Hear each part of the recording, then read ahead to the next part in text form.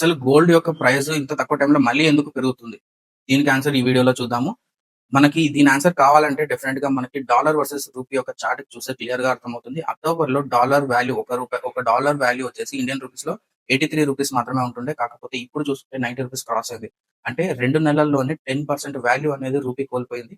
దీని ద్వారా మనకి గోల్డ్ వాల్యూ అనేది ఇంటర్నేషనల్ మార్కెట్స్‌తో కంపేర్ చేసుకుంటే ఎక్కువగా మనకి రిటర్న్స్ ఇవ్వడం అనేది జరిగింది. ఇది ఫస్ట్ పారామీటర్. సెకండ్ పారామీటర్ వచ్చేసి గోల్డ్ వాల్యూ యూఎస్ డాలర్స్‌లలో కూడా పెరుగుతుంది. అంటే ఇంటర్నేషనల్ మార్కెట్స్‌లో కూడా గోల్డ్ యొక్క డిమాండ్ పెరుగుతుంది. దానికల మెయిన్ కారణము డాలర్ మీద ఉన్న విశ్వాసం కోల్పోవడం. డాలర్ మీద మన ఇంటర్నేషనల్ ఇన్వెస్టర్స్ ఎవరైతే ఉన్నారో అమెరికన్ ఇన్వెస్టర్స్ గాని, చైనా ఇన్వెస్టర్స్ గాని డాలర్‌లో ఇన్వెస్ట్ చేయడం మానేసి గోల్డ్‌లో ఇన్వెస్ట్ చేస్తున్నారు. దీని ద్వారా ఈ 2 పారామీటర్స్ ద్వారా గోల్డ్‌లో చాలా ఎక్కువ రిటర్న్స్ అనేది మనం చూడవచ్చు.